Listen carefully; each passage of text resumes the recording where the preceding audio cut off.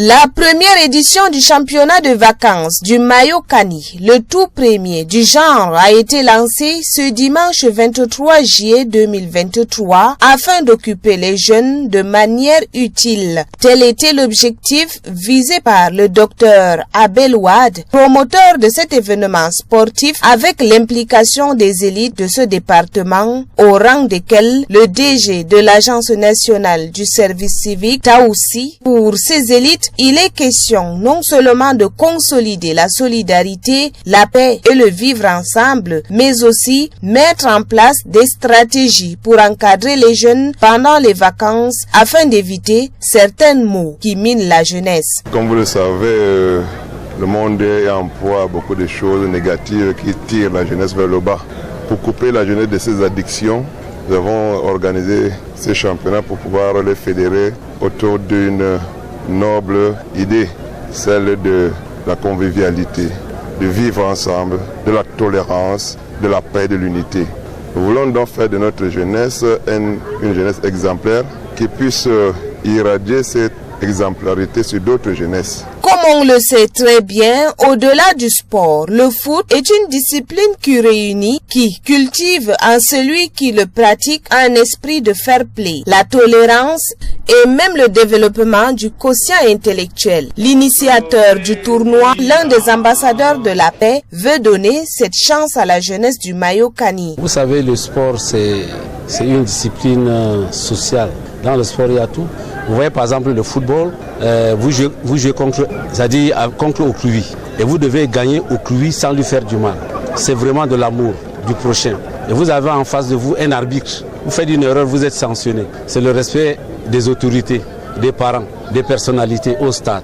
Vous voyez un peu, et c'est compétitif. Donc vous devez gagner l'adversaire sans lui faire du mal et en respectant les règles. C'est ça dans la vie, dans la société, dans le vrai vivre ensemble. Et ça cultive l'intelligence. Donc je crois que nous sommes en train de donner à ces enfants cette opportunité également pour qu'ils essayent de gravir très loin pour être des grandes personnalités en Afrique et même au-delà, c'est-à-dire même dans le monde. Une initiative fortement saluée par le président d'honneur qui n'est autre que le préfet du dit département. À sa juste valeur, nous saluons le promoteur de ce tournoi, le docteur Ouad, et à travers lui, toute l'équipe d'organisation, les élites et forces vives ont pensé dans ce contexte où les discours haineux, le tribalisme, les replis sont en train de prendre corps un peu partout à travers le monde.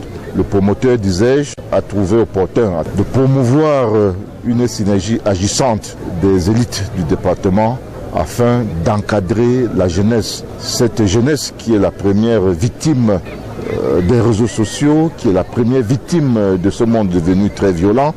Cette jeunesse, disais-je, devrait profiter de l'encadrement de l'élite. Pour cette première édition, 22 équipes venant de 4 coins du Mayo-Kani vont rivaliser d'adresse. À cette rencontre d'ouverture, le décor a été planté par le football féminin opposant l'équipe de Guidigis face à celle de Kaéli. La confrontation tant attendue était celle regroupant les élites du département contre l'état-major du préfet. Le public venu très nombreux a eu droit à une rencontre engagée, serrée et qui a vu la victoire de l'état-major du préfet sur les élites. 3 buts contre 1 malgré la présence de l'ancien lion indomptable Souleymane Ouamidou, du docteur Abel Ouad, du DG Taoussi, de Anatole Maïna, secrétaire général du Minfopra et beaucoup d'anciennes gloires de foot du département de leur côté. L'ambiance qui régnait ce jour au stade municipal